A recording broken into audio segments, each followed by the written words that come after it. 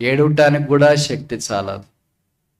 ఇంత ఓడిపోయానా ప్రభువా, ఇంత పడిపోయినా ప్రభువా, ఇంత అపజయమా, ఇంత కృంగుదల, ఇంత బలహీనత, ఇంత చేతగానితనమా, such a huge massive failure.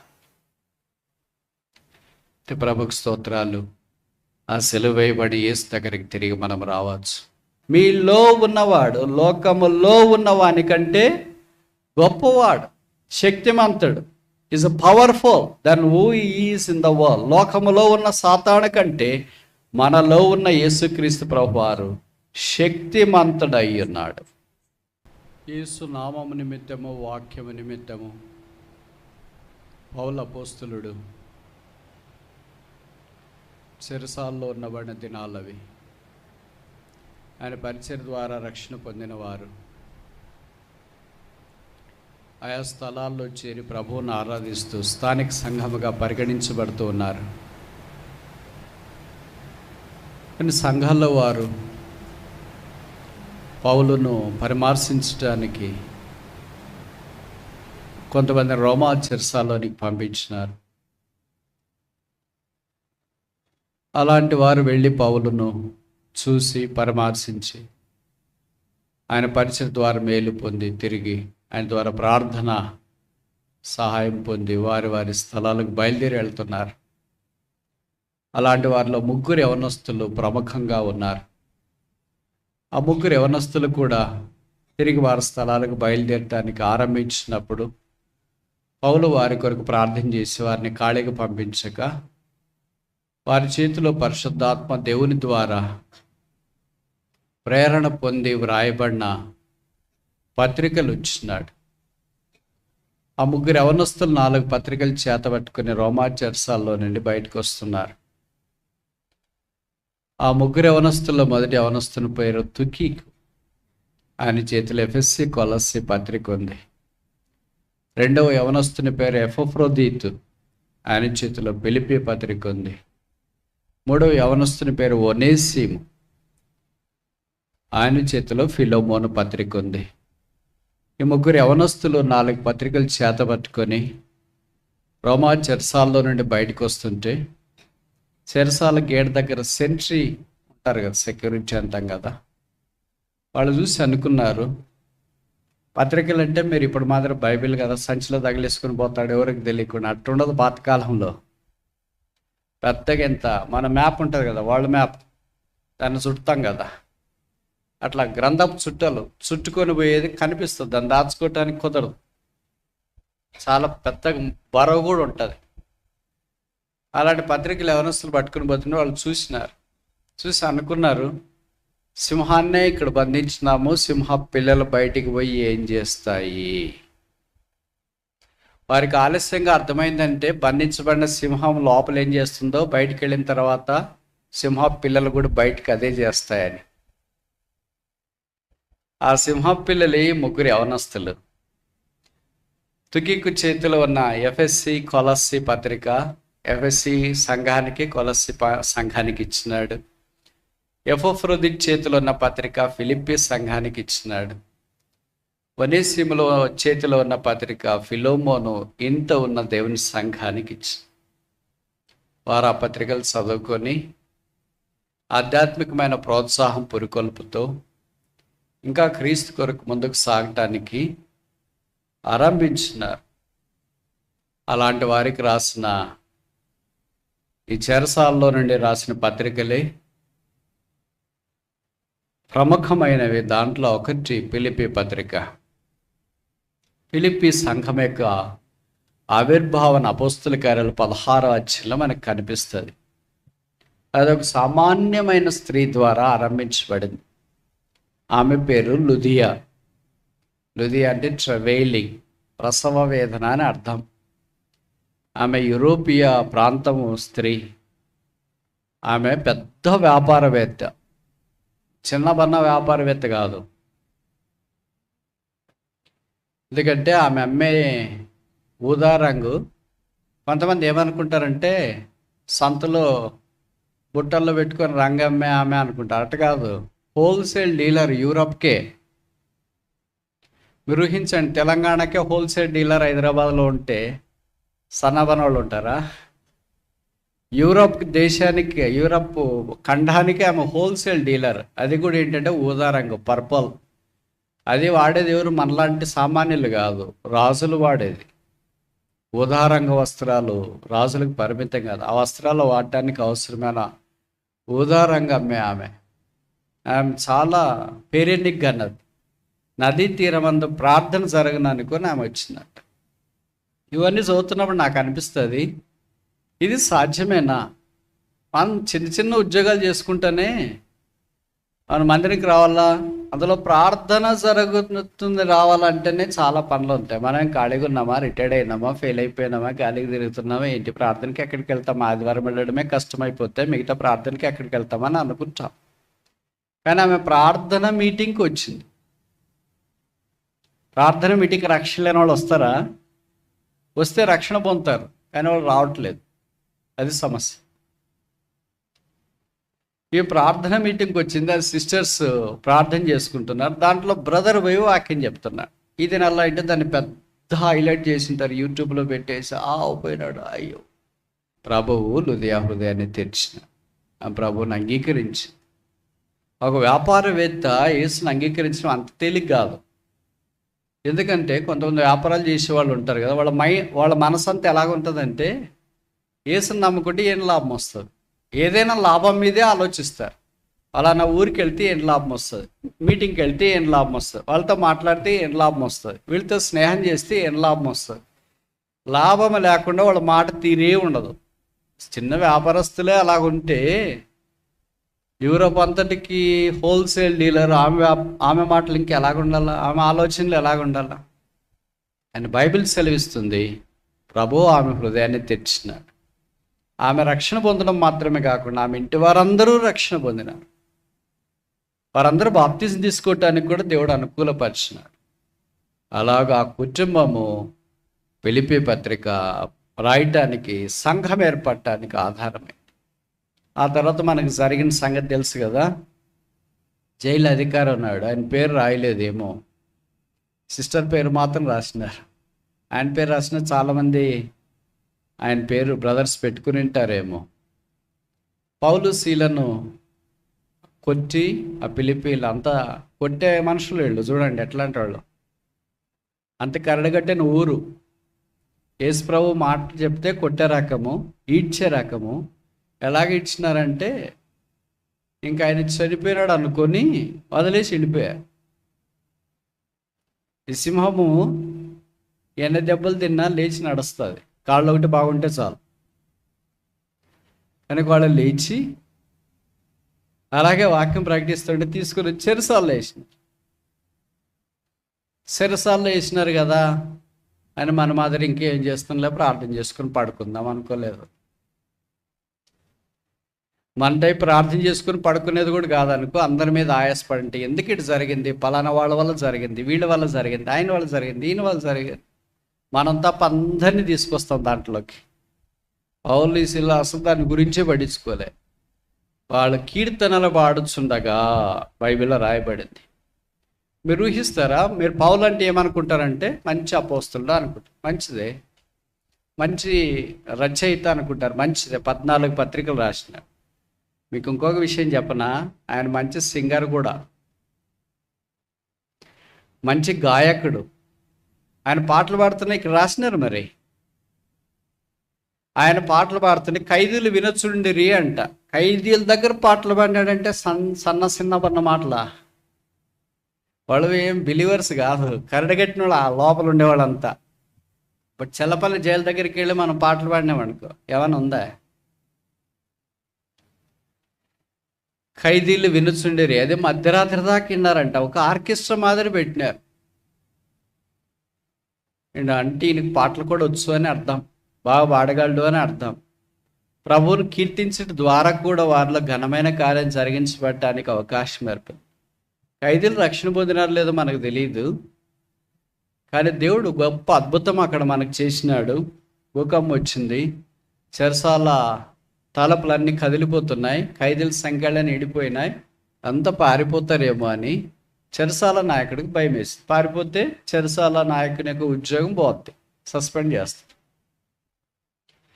అని ఆయన భయపడి ఆత్మహత్య చేసుకోవడానికి ప్రయత్నం చేస్తుంటే పౌలు అన్నాడు, మీరు ఏం ఆత్మహత్య చేసి, మేమందరం ఇక్కడే ఉన్నాం.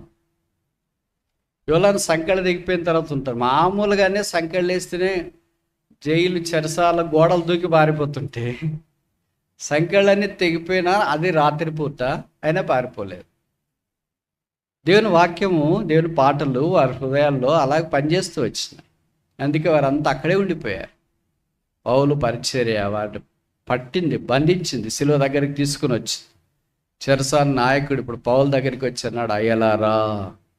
ఎంత మంచి సంబోధన చూడండి. తెలుగులో అయ్యలారా అని, ఇంగ్లీష్లో sirs, what must I do to be saved. నేను రక్షణ పొందటానికి, మేము రక్షణ పొందటానికి ఏం చేయాలి? ఆ యొక్క రక్షణ గురించి ఎలాగ తెలిసింది? ఇప్పుడు శాకుల పిల్లలు, బోధకుల పిల్లలు, విశ్వాసుల పిల్లలకు రక్షణ గురించి చెప్తే ఎప్పుడు దీన్నే చెప్తారు, వేరేది లేదా వాళ్ళకి, వేరే వాక్యం రాదా వాళ్ళకి అని అంటారే.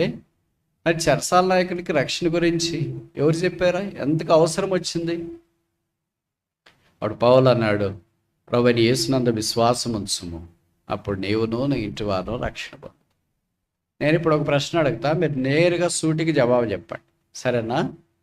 మీరు ఎప్పుడైనా ఎక్కడైనా సువార్త చెప్పడానికి బయట బహిరంగంగా వెళ్ళినా, వ్యక్తిగతంగా చెప్పినా, ఈ మాట చెప్పకుండా సువార్త ముగించిన వాళ్ళు చేయొద్దండి.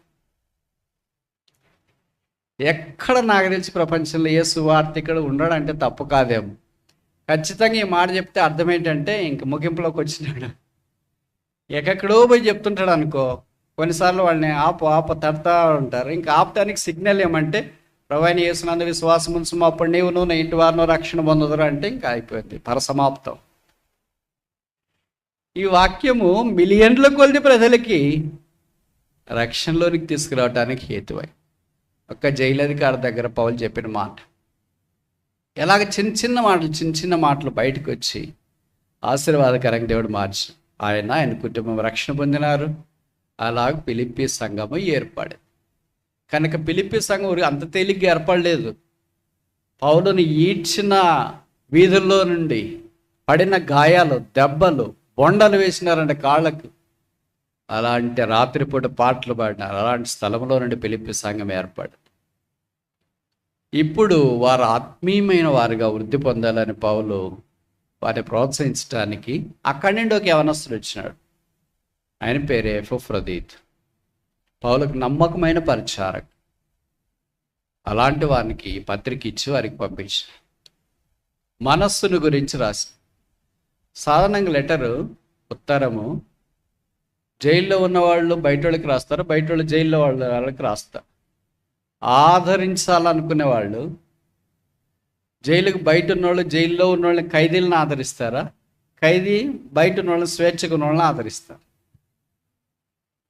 ముకాలత్ అంటే తెలుసు కదా, అంటే చెరసాలు ఎవరైనా ఉంటే మనకి తెలిసిన వాళ్ళు, వాళ్ళని ఏదో ఒక టైం పీరియడ్లో సాయంకాలం 3 నుండి 4, 4 నుండి 5 అంటారు. అలాంటి సందర్భంలో వెళ్ళి పలకరించి వాళ్ళ పర్మిట్ చేసిన ఏదో నీళ్ళు అవి ఇచ్చేసి వస్తుంటారు. మనం పోవడం ద్వారా వాళ్ళకి ఆదరణ అని మనం పోతూ ఉంటారు. కానీ ఇది రివర్స్ కేసు. పౌలే వాళ్ళకి రాస్తున్నాడు. తాను చెరసాల్లో ఉండి బయట ఉన్న వారికి ప్రోత్సాహం పురికొల్పిస్తున్నాడు. ఏంటి? ఫిలిప్పీ 4:4 మనందరికీ తెలుసు కదా, rejoice always, I say unto you rejoice. ఆనందించుడి ప్రభువునందు, మరలా చెప్పుదును. బయట ఉన్న వాళ్ళు ఆ మాట రాస్తే నిజమేలే, ఫ్రీగా ఉన్నారు, బయట ఉన్నారు, శామన కింద ఉన్నారు, కూలర్ కింద ఉన్నారు, మంచి భోజనాలు ఏర్పాటు చేసినారు కనుక ఆనందించవచ్చు అనుకోవచ్చు. అలా కాదు.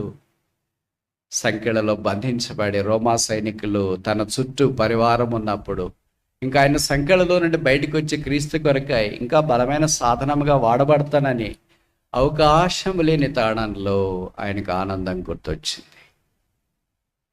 ఆయనకు ప్రభువు గుర్తొచ్చినాడు. అందుకనే ప్రభుని జ్ఞాపకం చేసుకుంటే ఫిలిప్పీలు ప్రోత్సహించడానికి రాశారు. ఫిలిప్పీ అంటే అర్థము లవర్ ఆఫ్ హార్సెస్, గుర్రాలు ప్రేమించేవాళ్ళు అని అర్థం. అంటే బాగా ధనవంతులు, సౌండ్ పార్టీ. గాడిదలు ప్రేమించేవాళ్ళు కొంతమంది ఉంటారు, గుర్రాలను ప్రేమించేవాళ్ళు కొంతమంది. గుర్రాలను ఎవరు ప్రేమిస్తారు? రాసులు లాంటి వాళ్ళే ప్రేమిస్తారు. ఫరో గుర్రాలు మీకు తెలుసు కదా, రథాలు తెలుసు. యోసేపు గుర్రాలు రథాలు కూడా మీకు తెలుసు కదా. అలాగే చాలా ఉన్నతమైన స్థానంలో ఉన్నవారు. వారి మనస్సును గురించి రాసిన మైండ్. అందుకే కొలస్సీ పత్రిక 1 అధ్యాయం 2, 3, 4 అధ్యాయాల్లో ఈ మనస్సును గురించి ఎక్కువ ప్రస్తావించారు. 1 అధ్యాయం యొక్క సారం ఏంటంటే సింగిల్ మైండ్, ఏక మనస్సు కలిగి ఉండుడి. వాళ్ళంతా బాగుంది కానీ వాళ్ళకి కుదరట్లేదు, ఒకరికొకరికి పడట్లేదు. అందుకని వారికి ఏం చెప్తున్నాడంటే మీరు ఏక మనస్సు కలిగి ఉండుడి. 2వ అధ్యాయం స్పిరిచువల్ మైండ్, ఆత్మ సంబంధమైన మనస్సు కలిగి ఉండుడి. 3వ అధ్యాయం సబ్మిసివ్ మైండ్, తగ్గింపు మనస్సు కలిగి ఉండుడి. 4వ అధ్యాయం సాక్రిఫిషియల్ మైండ్, త్యాగపూరితమైన మనస్సు కలిగి ఉండు. కనుక మనస్సు చివరికి ఏంటంటే క్రీస్తు యేసుకు కలిగిన ఈ మనస్సు మీరును కలిగి ఉండండి. కనుక క్రీస్తు మనస్సు ఇది. తండ్రితో ఆయనకి ఏక మనస్సు ఉంది. క్రీస్తు మనస్సు ఇది. ఆధ్యాత్మికమైన మనస్సు, పై సంగతిలో ఆలోచిస్తాను. క్రీస్తు మనస్సు ఇది. తండ్రికి మరణం వరకు విధేయత చూపించా. క్రీస్తు మనస్సు ఇది. తను మన కొరకు అర్పించుకోవటానికి సెలువు మీదకి వెళ్ళాడు. క్రీస్తు మనస్సు వంటి మనస్సు కలిగినట క్రైస్తవ లోకానికి ప్రాముఖ్యమైన సంగతి. కనుక పిలిపిలారా, అలాంటి మనస్సు మీరు కలిగి ఉండాలని నేను కోరుతున్నాను అని పౌలు వారికి జ్ఞాపకం చేస్తూ ఈ పత్రిక 4 అధ్యాయాలు తను రాసి వారి కొరకు పంపించి, మనం కూడా రోజులు గడిచే కొలది క్రీస్తు మనస్సు, యేసుప్రభు యొక్క మనస్సు అలవరుచుకోవటానికి అభ్యాసం చేయాల. ఇది ఒక రోజు రాదు, ఒక వారమే రాదు, ఒక మాసంలోనే రాదు. ఈరోజు అభ్యాసం చేస్తూ ఉండాలి. అభ్యాసం చేస్తూ ఉంటే, తెలుగులో ఒక సామెత ఉంది కదా, అభ్యాసము కూసు విద్య అని. అభ్యాసం చేస్తుంటే అలవాటు అవుతుంది. అలవాటు అయితే అనుభవం అవుతుంది. అనుభవం అయితే ఆత్మీయత అవుతుంది. మాటలు అర్థమవుతున్నాయి కదా. అభ్యాసమే లేకపోతే అభ్యాసం ఎలాగొస్తుంది? మొదటిది ఆశ ఉండాలి. నేను క్రీస్తు వలె ఉండాలా అనే ఆశ ఉందా?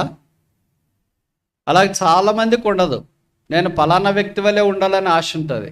లోకంలో ఉన్న మీరు చూసింటారు కదా, కార్పొరేట్ ప్రీచర్లు, స్పీకర్లు, సింగర్లు, మ్యూజిషియన్స్, లీడర్లు, వాళ్ళ మాదిరి ఉండాలి అనుకుంటారు. కానీ వాళ్ళ మాదిరి ఉండొద్దని నేను చెప్పట్లేదు. అందరికంటే మనకు ముఖ్యమైన మాదిరి, only one right model, Christ. క్రీస్తే మన మాదిరి. కనుక మొదట ఏముండాలా? ఆశ ఉండాలి. రెండవది ఆశకి ఏమొస్తుంది? అభ్యాసం వస్తుంది. ఆ అభ్యాసం తర్వాత ఏమొస్తుంది? అలవాటు అవుతుంది. అలవాటు ఏమవుతుంది? అనుభవం అవుతుంది. అనుభవం ఏమవుతుంది? ఆత్మీయత అవుతుంది. 5 ఆల్ చెప్పాను. ఇది fundamentals, basics. The success of a Christian life lies on the fundamentals of a Christian life. విజయవంతమైన క్రైస్తవ జీవితము ఈ సామాన్యమైన ప్రాథమిక సూత్రాల మీద ఆధారపడి, మనము ప్రాథమికమైన సూత్రాలు పట్టించుకోకుండా ఎక్కువ మర్మాలు, ప్రకటన గ్రంథం గురించి చెప్పండి బ్రదర్, ఆ మర్మాలు ఏంటి బ్రదర్? అసలు బేసే లేదు, స్తంభాలే లేవు, పునాదే లేదు. పైన సూపర్ స్ట్రక్చర్ ఎలా కట్టుకుంటాం? చాలాసార్లు అలాగే సూపర్ స్ట్రక్చర్ కట్టుకొని వేసవికాలం ఎండకే కూలిపోయి ఇల్లు లేక బయట ఉండాల్సి వస్తుంది. క్రైస్తవులు చాలామంది అలాగే ఆత్మీయమైన స్థితిలో ఉన్నారు. వాళ్ళు ఏదో కొత్త సంగతులు నేర్చుకోవాలని కొరంతీల మాదిరి, తెలుగు తెలుసుకోవాలని గ్రీకుల మాదిరి, సూచక్రియలు తెలుసుకోవాలని యూదుల మాదిరి అటు ఇటు ప్రయత్నం చేస్తున్నారు. అయితే నిజ క్రైస్తవుల వలె, బెరియా క్రైస్తవుల వలె వాక్యాన్ని తెలుసుకోవాలని ప్రయత్నం చేయకపోవటం శోచనీయమైన సంగతి. కనుక ఈ ప్రాథమికమైన సూత్రాలు, యేసు ప్రభు యొక్క మనస్సు నాకు అవసరం. యేసు ప్రభు యొక్క మనస్సు ఏంటి? ఎలాగ నేర్చుకోవాలి? అది ఈ ఒక రోజులో చెప్పేకైద్దా? ఒక మనిషి చెప్పేకైతుందా? కొంతమంది వినేకైద్దా? యేసు ప్రభుని గురించి ఏ నోరు పూర్తిగా చెప్పలేదు, ఏ చెవులు పూర్తిగా వినలేవు, ఏ హృదయం పూర్తిగా గ్రహించలేదు, ఏ మానవుడు పూర్తిగా ఆయన అర్థం చేసుకోలేడు. ఆయన అర్థం చేసుకుంటే ఈ కెన్ నెవర్ బి గాడ్. ఆయన దేవుడు కాదు. ఆయన గురించి మనకు తెలిసిందంతా అణవంత, పరమాణువంత.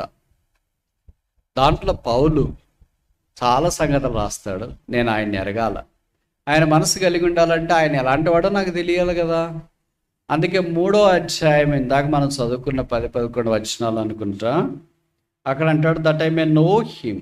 ఆయన ఎరగాల, ఆయన పునరుత్థాన శక్తిని ఎరగాలి. That I may know him and the power of his resurrection. ఆయన తెలుసుకోవాలా, ఆయన పునరుత్థాన శక్తిని తెలుసుకోవాలి. ఒక వ్యక్తి ఎంత శక్తిమంతుడో తెలిస్తే ఆ వ్యక్తిని గురించి మనము ఎరగటానికి అవకాశం ఉంటుంది. అందుకనే కొంతమంది గొప్పవాళ్ళని గురించి చెప్తారు, ఆయన సంగతి మీకు తెలుసా, ఏమనుకున్నావు ఆయన అంటే, అక్క సంగతి మీకు తెలుసా, ఏమనుకున్నారు వాళ్ళంటే చాలా పవర్ఫుల్. అలాగే యేసుప్రభుని గురించి మీకు తెలుసా, ఏమనుకున్నారు ఆయన అంటే, ఆయన చాలా శక్తిమంతుడు. ఎంత శక్తిమంతుడు, ఆయన శక్తి ఏంటి? ఆయన శక్తిని, దేవుని శక్తిని మనుషుడు ఎలాగ చెప్పగలడు? మనుషునికి చేత అవుతుందా దేవుని శక్తిని చెప్పటానికి? వల్ల పడదు, వీలు కాదు. మరి ఇంకా వీలు కాదు దాని గురించి, వల్ల పడని దాని గురించి ఇంకెందుకు బ్రదర్ అని అంటారు కదా. బైబిల్లో కొంత రాశారు ఆయన గురించి, కొంతే రాసింది. యోహాను అన్నాడు కదా, ఆయన గురించి అంత రాయాలంటే భూలోకం కూడా చాలదు అని రాశారు. కనుక భూలోకం కూడా చాలదు, కొంతే రాశారు. ఆ కొంతలో ఈ దినము మనము కొన్ని విషయాలు నేర్చుకోవటానికి ప్రయత్నం చేస్తాం. ఏంటి ఆ టాపిక్ అంటే, పవర్ ఆఫ్ ద రిజరక్షన్, పునరుత్థాన శక్తి. రక్షణ పొందిన వ్యక్తికి ప్రతిరోజు మంటల ఆదివారమే, రక్షణ పొందిన వ్యక్తికి ప్రతిరోజు గుడ్ ఫ్రైడే, రక్షణ పొందిన వ్యక్తికి ప్రతిరోజు శనివారం భూస్థాపన, రక్షణ పొందిన వ్యక్తికి ప్రతిరోజు ఆదివారం ఈస్టర్, పునరుత్థానం. కనుక ఒక రోజులోనే ఇన్ని పండగలు వస్తాయి చూడు. ఎవరికైనా వస్తాయి ఆయన్ని? సంవత్సరానికి ఒకటి వస్తుంది ఒకరోజు వేరే వాళ్ళకి. కానీ రక్షణ పొంది యేసుప్రభు కొరకు జీవించే వ్యక్తికి ఒక్క రోజులోనే ఇన్ని పండగలు వస్తాయి. అంటే ఇన్ని అనుభవాల గుండా వెళుతూ ఉంటాము అనే అర్థం. జై జై అనేవాళ్ళు ఉంటారు మంటలాదివారం, సిలువేం మనకి ఆకలేసేవారు ఉంటారు గుడ్ ఫ్రైడే, శనివారం అంత నిశ్శబ్ద మౌనం, శ్మశాన వైరాగ్యం అంటారు. ఏంటి బ్రదర్ అలాగున్నారు? ఏం చేస్తాం బ్రదర్, అంత మీకు తెలియదా ఏంటి, ఏంటక్క ఇలాగ అంత అయిపోయింది. ఏమైపోయింది? సిలువేయబడి యేసును పాతి పెట్టినారు, లోకం అంత మౌనమై. అయితే ఆదివారం వచ్చింది, గొప్ప వర్తమానం వచ్చింది. Is not here, is risen. ఆయన ఇక్కడ లేడు, ఆయన లేచి ఉన్నాడు. కానీ క్రైస్తవుని యొక్క శుభప్రదమైన నిరీక్షణ ఆయన పునరుత్థానుడై తిరిగి లేచట. యేసుక్రీస్తు ప్రభువారు పునరుత్థానుడై తిరిగి లేకపోయింటే ఇలాగ మనం చేరవచ్చడం వ్యర్థం. ఎన్ని మాట్లాడినా వ్యర్థం. Whole Christian faith rest upon the resurrection of Christ. క్రైస్తవ విశ్వాసం క్రీస్తు పునరుత్థానం మీద ఆధారపడింది. ఎందుకు ఆ పునరుత్థానం అంత శక్తి కలిగిందంటే, వదిన నా ప్రభు రాకడ ఆలస్యమై మనం ఈ లోకాన్ని విడిచిపెడితే, మనకు కూడా సమాధి ఏర్పాటు చేస్తే, ప్రభు వచ్చినప్పుడు ఆయన యందు మృతులైన వారు ధన్యులు, వారు తిరిగి లేస్తారు. కనుక మనం ఆయనతో పాటు ఉంటానికి సదాకాలం కొనిపోబడతాం. రెండో మరణం, వేదనకరమైన నరకం, పాతాళం, అగ్నిగుండం ఇక ఉండదు. ఎటర్నల్ లైఫ్, దాన్ని నిత్యజీవమన్న, అది ప్రభు ఉచితంగా అనుగ్రహించిన. యేసు ప్రభు యొక్క శిలువ ద్వారా ఇది కలిగింది, యేసు రక్తం ద్వారా ఇది కలిగింది, యేసుక్రీస్తు ప్రభు వారిది దానముగా, ఈవిగా, వరముగా అనుగ్రహించిన. ఉదయకాలం ఇంకా ఎవరైనా యేసుని అంగీకరించకుండా, పాపక్షమాపణ, మారు మనసు పొందకుండా ఉంటే, పర్లేదులే అని అనుకుంటా ఉంటే, మేము యేసుని గురించి మీకు ప్రకటిస్తున్నా. ఆయన పాపల రక్షకుడు, పాపలు ప్రేమించి పాపల కొరకే ప్రాణం పెట్టడానికి భూమి మీదకి దిగి వచ్చి, శిలువలో శ్రమ అనుభవించి, రక్తము కార్చి చనిపోయి సమాధి చేయబడి తిరిగి 3వ దినాన లేచి విజయోత్సాహముతో మహామహోనికుడి పార్శ్వమున ఆసీనుడై ఉన్నాడు. ఆయన శక్తి మానవుడు వివరింపటానికి వీలు కానంత అద్వితీయమైనది. ఆ శక్తుల్లో ఒకటి ఏంటంటే పునరుత్థాన శక్తి. ఇప్పుడు ఎందుకు దాని గురించి ఆలోచిస్తున్నారనే కదా మీ అనుమానం, అంతేనా?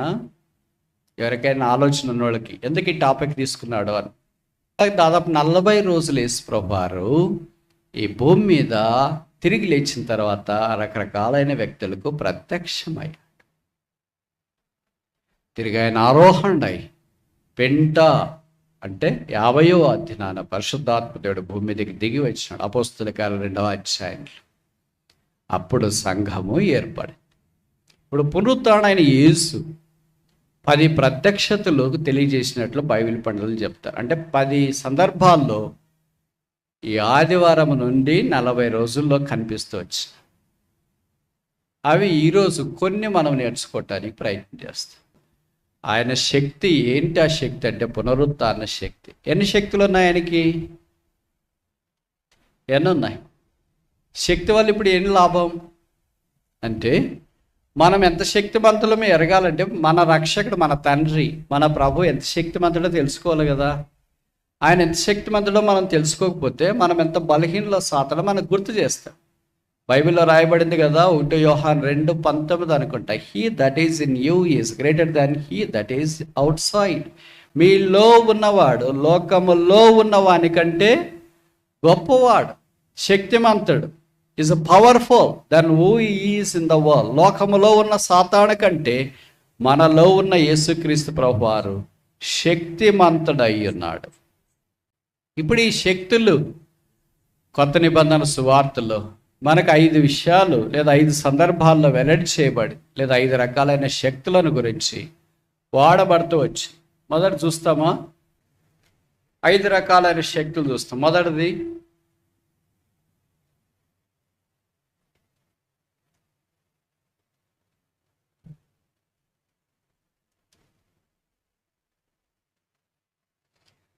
కొరింథీయులకు రాసిన మొదటి పత్రిక 1 Corinthians chapter 1 verse 18.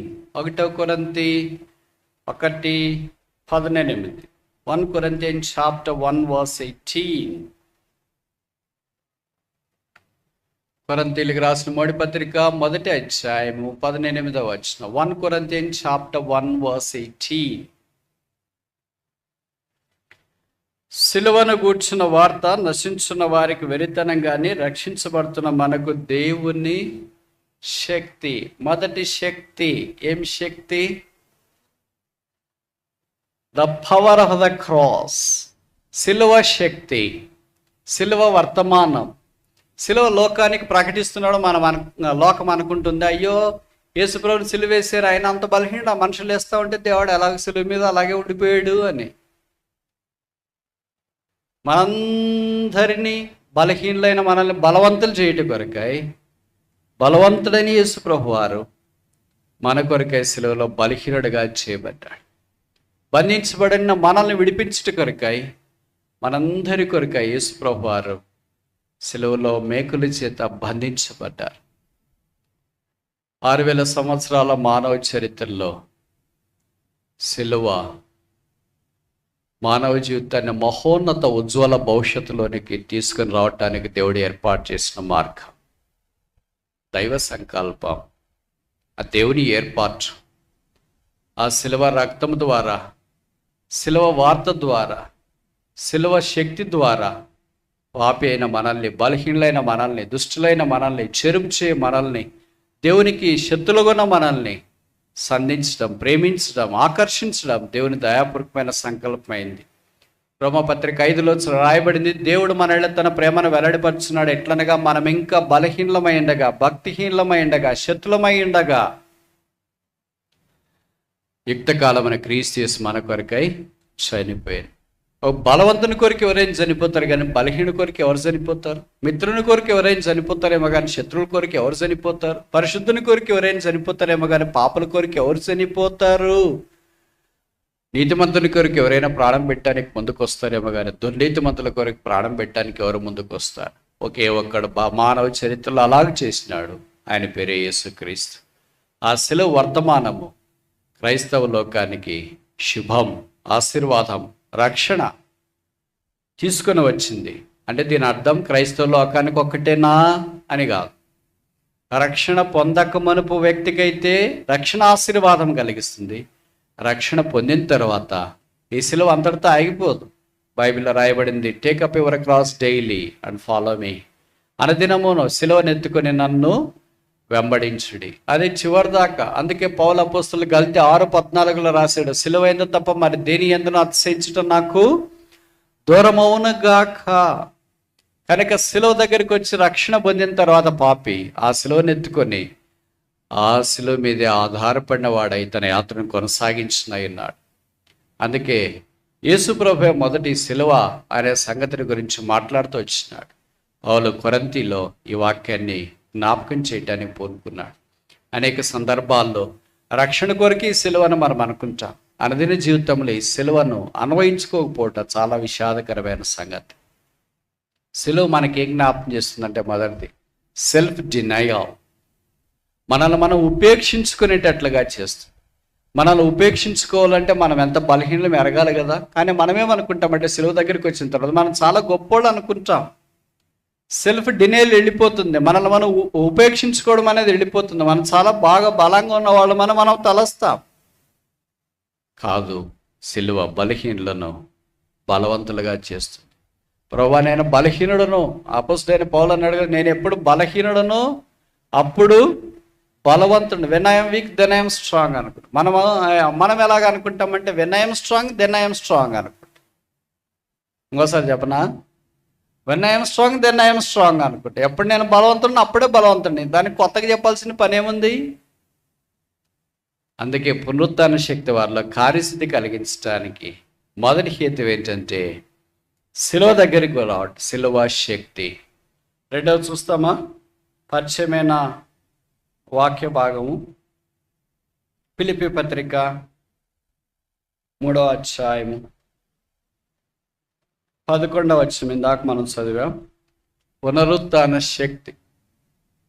భక్సింగ్ గారు ప్రార్థన చేసేటప్పుడు సాధారణంగా ఈ మాట ఎక్కువ వాడేవాడు, పునరుత్థాన శక్తి, పునరుత్థాన శక్తి అనే పదాలు. ఇప్పుడు మనం వాడేది తక్కువ మనకి, ఎందుకంటే అనుభవం కూడా తక్కువే కదా. కొన్నిసార్లు అనుభవం లేని కూడా వాడుతుంటాం మనకు, అది వేరే విషయం. కానీ పునరుత్థాన శక్తి మన జీవితంలో మనము మానవ శక్తితో చేయలేనిది, దైవ కార్యం, పాపం కాదు, చేయటానికి మనకు సహాయం చేస్తుంది. ఉదాహరణకి చూడండి, మీరు చాలా అలసిపోయి ఇచ్చినారు, ఉద్యోగమో బాధ్యతలో పనులో అవోయివో. ఇప్పుడు ప్రార్థన చేయాలా, వాక్యం చదవాలా, లేదా బయటికి సువార్తకి వెళ్ళాలా. మీ శరీరం ఏమంటుంది, చాలా అలసిపోయారు, ఇంక మీరు చేయలేరు, మీరు వెళ్ళలేరు, రెస్ట్ తీసుకోండి, ఇంకోసారి కావాలంటే చూస్తామని అంటుంది. కానీ మీలో ఉన్న ఆశ ఏం చెప్తుంది, వెళితే బాగుండు అంటుంది. శరీరం సహకరించట్లేదు. కానీ ఇప్పుడు మీరు శరీరానికి లొంగుతున్నారా, ఆశకు లొంగుతున్నారా? మనం దేనికి లొంగుతాం? Very good. అంత కరెక్ట్గా ఎట్లా చెప్తారు మీరు? అంత నాట్ అయిపోయినా? సో మనం అందరూ ఒకే పడవలో ప్రయాణం చేస్తున్నాం. శరీరానికి మనం ఎక్కువ తావిస్తాం, అవును కదా. శరీరం బలహీనము, ఆత్మ సిద్ధమే, కానీ అన్ని మాటలు, బైబిల్ మాటలు వల్లిస్తాం కదా. అందుకని ఇప్పుడు ఏం లేదు అలా కాదు. శరీరమా, నన్ను ఎప్పుడు ఇలాగే నువ్వు చేస్తూనే ఉంటావు, నేను ఎంత శాతగానో నువ్వు చేసావు. కొంతమంది భార్య భర్తలు పోట్లాడుతుంటారు కదా, పెళ్ళికి ముందు నేను ఎట్లుంటున్నావు తెలుసా, పెళ్ళి అయిన తర్వాత శాత కాకుండా అయిపోయా. అలాగే చేసేసారండి మీరు నన్ను అని భార్య పోట్లాడుతూ ఉంటుంది. అలాగేం చేశాను, ఇంతకుముందు నేను బయటికి వెళ్ళి కూరగాయలు తెచ్చుకునేదాన్ని, బస్సుకి వెళ్ళేవాడిని, ఒకేదాన్ని ప్రయాణం చేసేవాడిని. ఈ పెళ్ళి అయిపోయిన తర్వాత ఇంట్లో నుండి బయటికి వెళ్ళడానికి కూడా చేత కాకుండా అయిపోయింది. మీరు చేత కాకుండా చేశారు నా. ఇలాగ రకరకాలుగా మనం పోట్లాడుతూ ఉంటాం. అలాగే ప్రభు దగ్గరికి వచ్చిన సైతంతో లేదా మన శరీరంతో, శరీరమా నన్ను చేత కాకుండా చేసేసావు, నాకు చేత అవుతుంది, యేసు ప్రభు యొక్క పునరుత్థాన శక్తిని బట్టి నేను చేయగలను అని మీరు ప్రయత్నం చేయండి. మనం ఏమంటే ప్రయత్నం చేయం.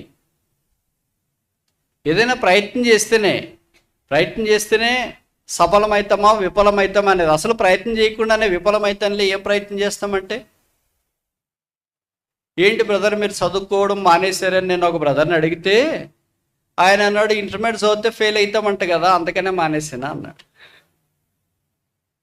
చదివిన వాళ్ళంతా ఫెయిల్ అవుతారు అని అనుకుంటే ఇంక చదవడం ఎందుకు?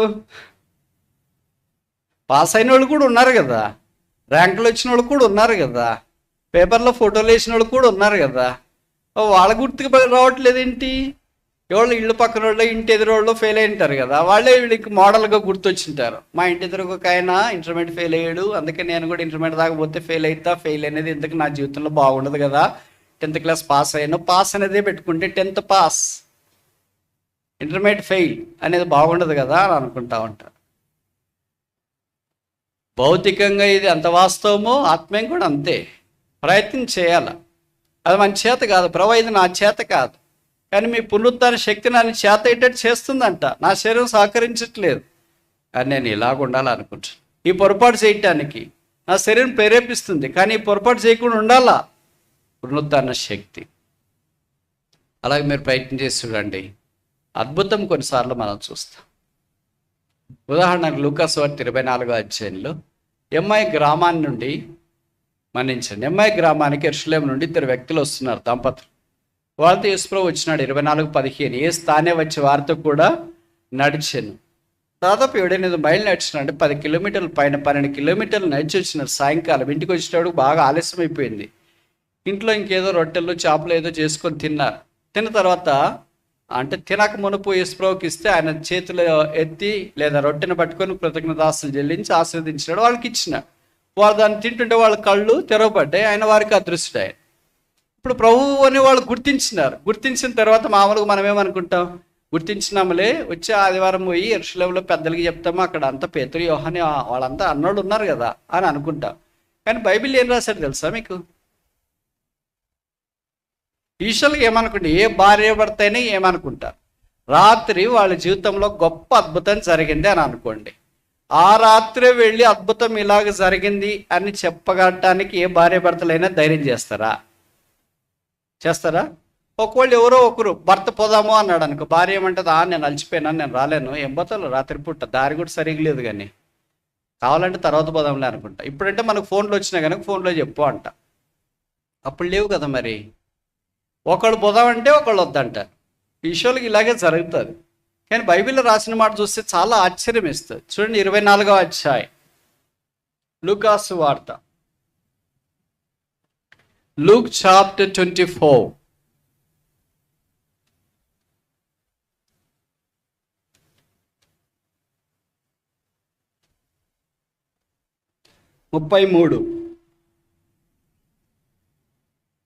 ఆ గడియలోనే వారు లేచి యెరూషలేమునకు తిరిగి, ఏ గడియలో? 29. వారు సాయంకాలం కావచ్చింది, ప్రొద్దు గుంకినది, మాతో కూడా ఉండమని చెప్పి ఆయన బలవంతం చేశారు కనుక ఆయన వారితో కూడా ఉండటకు. ప్రొద్దు గుంకిన గడే దాదాపు రాత్రి, ఇంక వాళ్ళు మాట్లాడి భోజనం అది చేసేలోకి రాత్రి అయిపోయింది. యేసుప్రభువు వారికి కనిపించిన ఆ గడియలోనే ఇప్పుడే వెళ్ళారు 12 కిలోమీటర్లు దాదాపు నడిచి. ఎంత అలసిపోయింటారు కదా. వచ్చిన వెంటనే హైదరాబాద్ నుండి ఇక్కడికి వచ్చామనుకో, వెంటనే రివర్స్ పోవాలంటే ఎంత కష్టం. వీళ్ళు వెంటనే ఇప్పుడు వెళ్ళాలి. వారు ఆ గడియలోనే వాళ్ళిద్దరికి ఎలాగే ఏక మనసు వచ్చింది. That's called the power of resurrection. నేను అలసిపోయినానండి, నేను రాలేను, మీరు వెళ్ళి చెప్పరండి అని అనొచ్చు. భార్య అయినా అనొచ్చు, భర్త అయినా అనొచ్చు, లేకపోతే ఇద్దరు కలిసి చెప్పొచ్చు. ఇప్పుడు మనం రాత్రిపూట ఎట్లా వెళ్తాం, ఈ దారిలో బాగాలేదు కానీ చాలా దూరము నడిచిపోవాలా, మనకేం షేర్ ఆటో కానీ కారు కానీ ఏం లేదు, ప్రయాణ సాధనమే లేదు, నడిచిపోవాలి. ఇప్పుడే నడిచి వచ్చినాం కదా, మళ్ళీ ఇప్పుడే నడిచిపోయి చెప్పాల్సిన అవసరం ఏముంది? ఇది ఈజ్ దట్ అర్జెంట్? అంత అవసరం? వచ్చే ఆదివారం ఎలాగో మందిరికి వెళ్తాం కదా, అప్పుడు చెప్పేస్తాంలే. ఈ వారం అంతా జరిగింది కూడా అనుకోలేదు. The power of the resurrection tantalized them. వారిని ప్రొపెల్ చేసింది, అంటే వారిని ఉజ్జీవింపజేసింది. వాళ్ళలో మామూలుగా అయితే అప్పటికి శక్తి లేదు. ఎవడైనా అంతే 12 కిలోమీటర్లు నడిచిన తర్వాత పడుకోవాలనుకుంటాం, అందులో అది రాత్రిపూట. అప్పటికే వాళ్ళు మానసికంగా చాలా కురింగిపోయారు. అంతకుముందే వారం పూట వెళ్ళిపోయారు పండక్కి, పస్కా పండగ యెరూషలేములో జరుగుతుందని వెళ్ళిపోయారు. వాళ్ళు వెళ్ళిపోయిన తర్వాత తీరా ఉల్టా అయిపోయింది. అంటే యేసు ప్రభునే వారు సిలువ వేసినారు, అంటే వారంటే రోమీయులు. యేసు ప్రభు సమాధి చేయబడ్డాడు, యేసు ప్రభు తిరిగి లేచినాడు, వాళ్ళతో పాటు నడిచి వచ్చినాడు అనేది వాళ్ళకి ఆఖరిలో తెలిసింది. బైబిల్లో రాయబడింది, వారు దుఃఖముఖులై నిలిచి. మీరు ఏలా ఇలాగున్నారని ప్రభు వాళ్ళతో మాట్లాడుతూ వస్తూ ఉన్నారు. ఇప్పుడు తిరిగి వెళ్ళాలంటే ఎంత కష్టం. That is called the power of resurrection. తిరిగి వెళ్ళి మళ్ళీ అపోస్తులు కూడా వాళ్ళు మేల్కొని పడుకొని ఉన్నారా? చూడండి, అది మనమైతే ఏం చేసింటాం?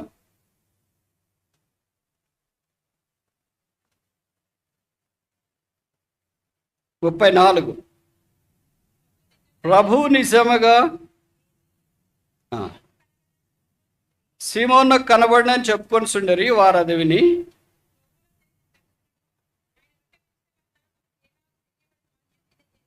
అది తెలియజేసి, ఇదంతా రాత్రి జరిగిన conversation.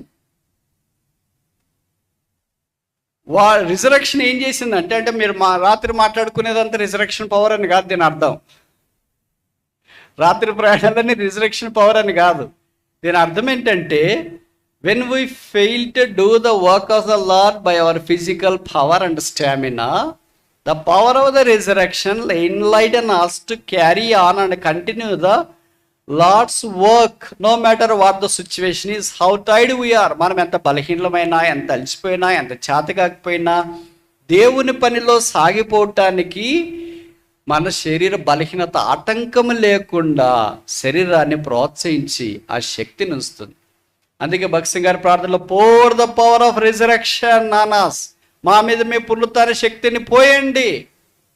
Revive us with the power of resurrection, పునరుత్థాన శక్తిని మాకు అనుగ్రహించండి. దట్ శక్తి, ఆ శక్తి మన శరీర బలహీనతలను అధిగమించి ప్రభు పనిలో సాగిపోయేటట్టు చేస్తుంది. మనం చాలాసార్లు సాగిపోకుండా ఉండటానికి కారణం ఏంటంటే, we're not claiming the power of resurrection in our lifes.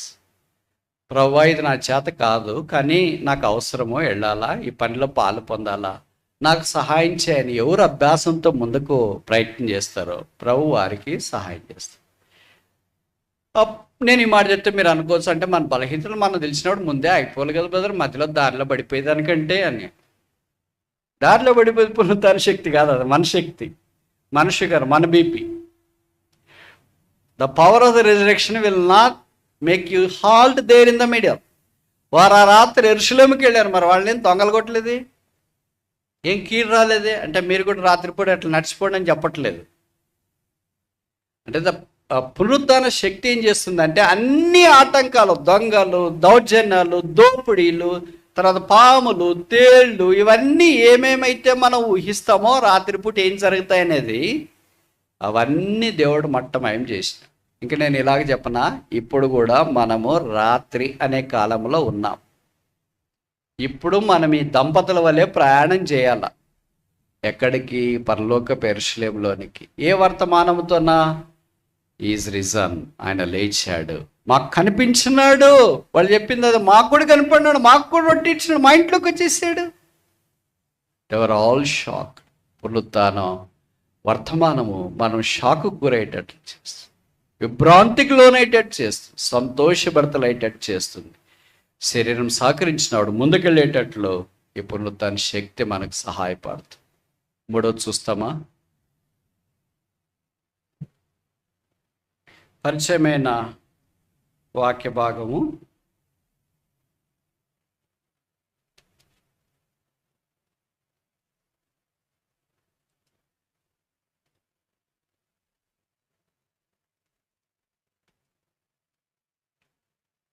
రోమాపత్రిక 15వ అధ్యాయం 13వ వచనం.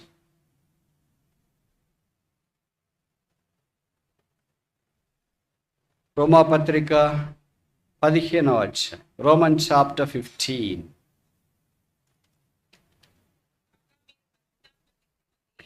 కాగా మీరు పరిశుద్ధాత్మ శక్తి పొంది. చాలండి. ఏ శక్తి? The power of the Holy Spirit. మీరు పైనుండి శక్తి పొందే వరకు యెరూషలేములో ఉన్నాడు. అపోస్తలుల కార్యాలు 1వ అధ్యాయంలో మనం చూస్తాం. కనుక పైనుండి శక్తి, పరిశుద్ధాత్మ శక్తి. పరిశుద్ధాత్ముడు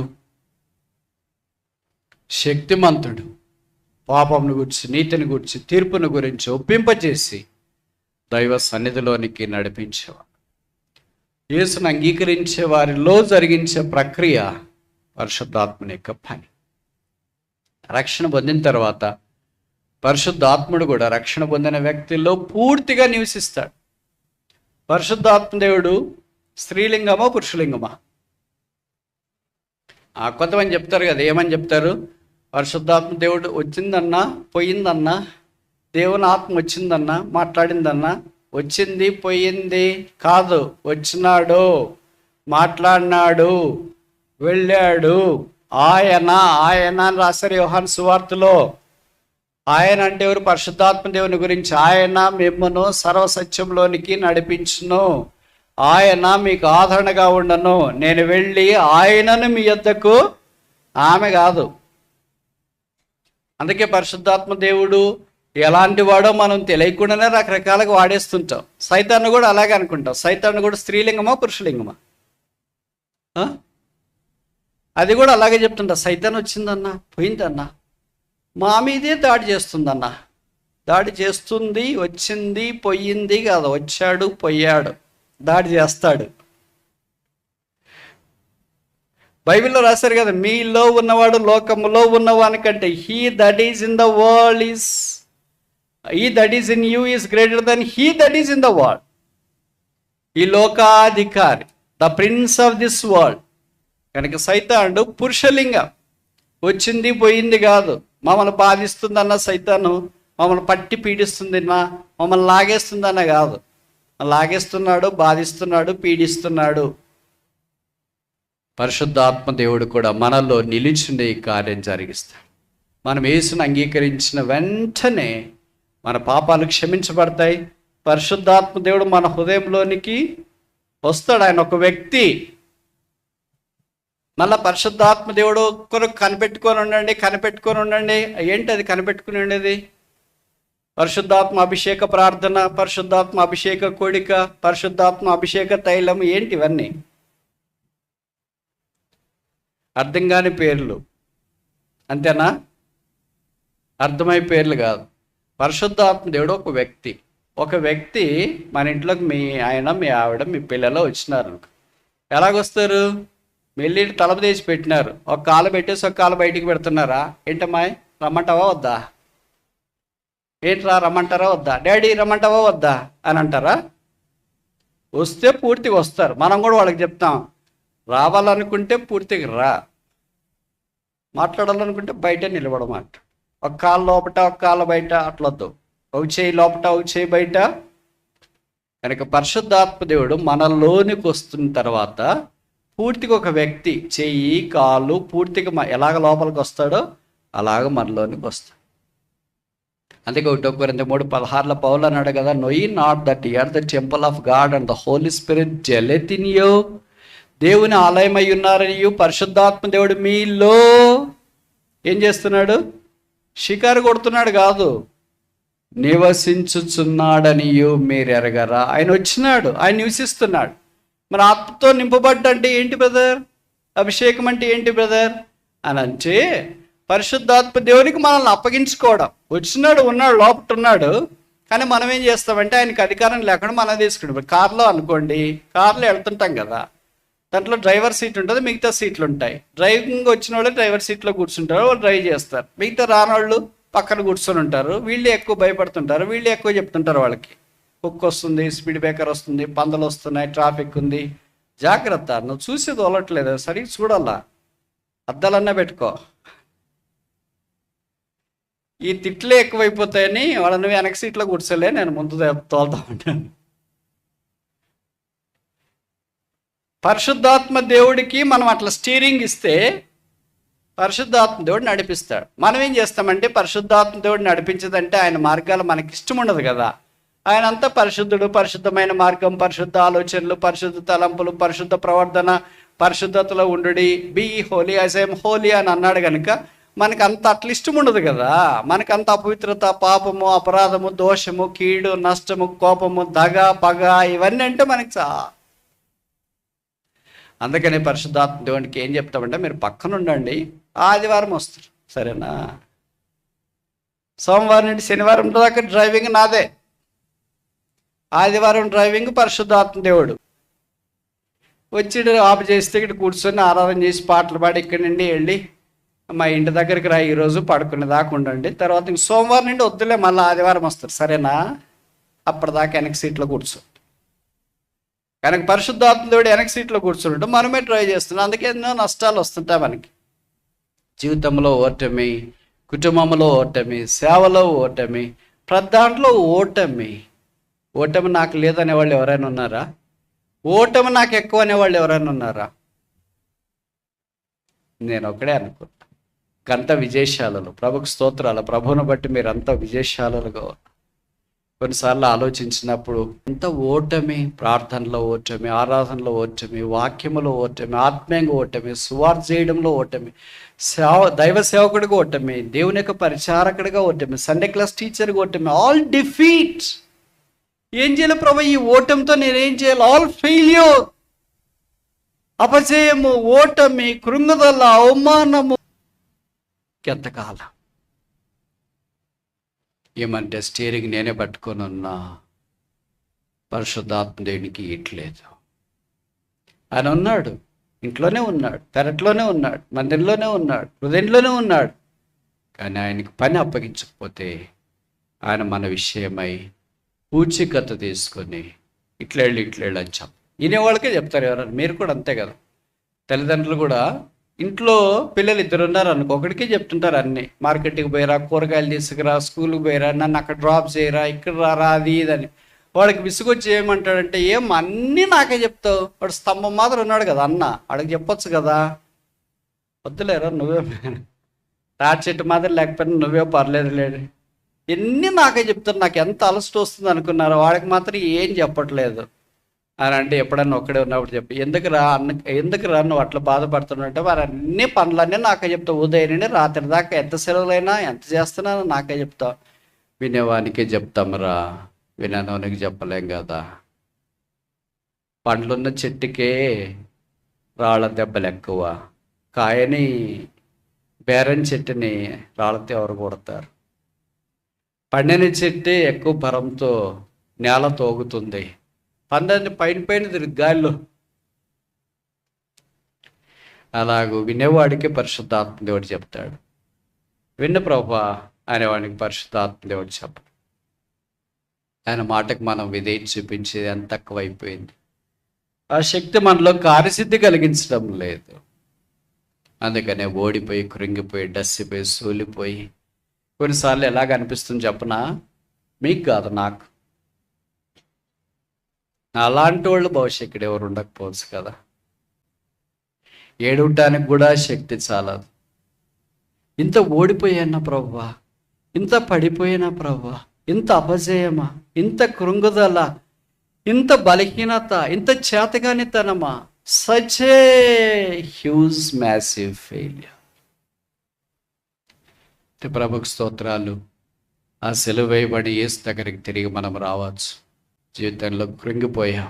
భర్తకు వైపు, భార్యకు వైపు, కొడుకు వైపు, కూతురుకు వైపు, సంఘములో విశ్వాసులకు వైపు, ఎల్డర్స్కు వైపు, సేవకులకు వైపు, పెద్దలకు వైపు, చిన్నలకు వైపు, యవనస్తులకు వైపు, ఆఫీసర్లకు వైపు, అటెండర్లకు వైపు, కోఆర్డినేటర్స్, రకరకాలుగా ఆలోచిస్తే మైండ్ చెడిపోద్ది. కన్నీళ్ళు కార్చి కార్చి కార్చి కళ్ళన్నీ ఎండిపోయినాయి. ఉదయం అంతా భారమైపోయింది. ఇక ఎంత ప్రయాసపడి వేదన పడినా ఇక నాకు దిక్కు లేదా, నాకు సమకూర్పు లేదా, నేను తిరిగి వచ్చే మార్గం లేదా, నేను చిగురించే మార్గం లేదా. సంసోను తల వెంట్రుకలు మొలిచినట్లు నాకు కూడా మొలిచే అవకాశం లేదు. సిలువేయబడిన యేసు, పునరుద్ధారణని యేసు, పరిశుద్ధాత్మ దేవునికి మనం స్థలం ఇయ్యక ఆయన ఆధీనంలోనికి రాకుండా అంత సోమవారం నుండి శనివారం దాకా మన ఇష్టమే, మనమే స్టీరింగ్ తీసుకొని, మనమే తిప్పుకొని మన జీవితంలో మనం తిప్పుకుంటే ఏమైంది? ఎన్నో యాక్సిడెంట్లు, ఎన్నో ఓటములు, ఎన్నో కృంగుదలు, ఎన్నో అవమానాలు. బండికి యాక్సిడెంట్, మనిషికి యాక్సిడెంట్, ఇంకా రకరకాల అట్లయిపోయి ఏం చేయాలో దిక్కుదోచక మరలా ఆదివారం తిరిగి ప్రభు సన్నిధిలోనికి వస్తుంది. ప్రభు తన కృపా సమృద్ధిని బట్టి జాలిపడి రక్తం చేత కడిగి పరిశుద్ధపరిచి సమకూర్చుకోవాలని కోరుతుంది. యేసు రక్తం ప్రతి పాపము నుండి మనల్ని కడిగి పవిత్రులుగా చేస్తుంది. ప్రభు ఓడిపోయాను, పడిపోయాను, పాడైపోయాను, దేవుని ఆత్మకి దూరంగా వెళ్ళిపోయాను, ఆయన నన్ను సరైన మార్గంలో నడిపించాలనుకున్నాడు. కానీ నేను సరికాని మార్గంలో వెళ్ళా. ఆయన సరైన దర్శనంలో తీసుకురావాలనుకున్నాడు, నేను సరికాని దర్శనంలోనికి వెళ్ళా. ఆయన నన్ను ఆశీర్వదించాలనుకు, నేను శాపంలోనికి వెళ్ళా. ఆయన నన్ను ఫలింపచేయాలనుకున్నాడు, కానీ నేను ఫలం లేని జీవితంలోనికి వెళ్ళి ఆయన నాకు నీడగా ఉండాలని తీసుకొని వచ్చిన, కానీ నేను ఎండిపోయాను. ఈ సిలువే నాకు శరణ్యం, ఈ సిలువే నాకు దాగుచోటు, ఈ సిలువే నాకు ఆశ్రయదుర్గం, ఈ సిలువే నన్ను తిరిగే సమకూరుస్తుంది. ఇలాగే బతకాలని నాకు ఆశ, ఇలాగే ఉండాలని కూడా ఆశ లేదు. ఇలాగ బ్రతకడం అవసరమో అని కూడా ఏం అనిపించట్లేదు కదా. నేను ఖచ్చితంగా చెప్పనా, మనలో 99% మందిమి ఇలాగే బతకాలని అనుకో. ఓడిపోయి, కృంగిపోయి, డస్సిపోయి, ఏడవటానికి శక్తి లేకుండా, మన ద్వారా ఎవరికి ఆశీర్వాదం లేకుండా, మనకు ఆశీర్వాదం లేకుండా, ఎండిపోయి ఆధ్యాత్మికంగా ఎవరికి ఉపయోగం లేకుండా ప్రభు మనం దర్శించాలని కోరుతున్నా. బైబిల్లో రాయబడింది, నది ఎక్కడ ప్రవహించునో అక్కడ సమస్తము బ్రతుకు. నదైన యేసుక్రీస్తు మా మధ్యలోనికి ప్రవహించు, మామను బ్రతికించు. ఆ శిలువ మీద నుండి కార్చబడిన రక్తపు దారాలు మన మధ్యలోనికి ప్రవహించి మనల్ని కడిగి శుద్ధీకరించు. అంటే మనకు ఆశ ఉండాలి. ప్రభువా నాకు ఆశ దయచి, అభ్యాసము దయచి, అది అలవాటు అయ్యేటట్లుచి, అలవాటు అనుభవం అయ్యేటట్చి, ఆ అనుభవము ఆధ్యాత్మికత అయ్యేటట్చి, తద్వారా నన్ను ఆశీర్వాదకరంగా వాడుకో.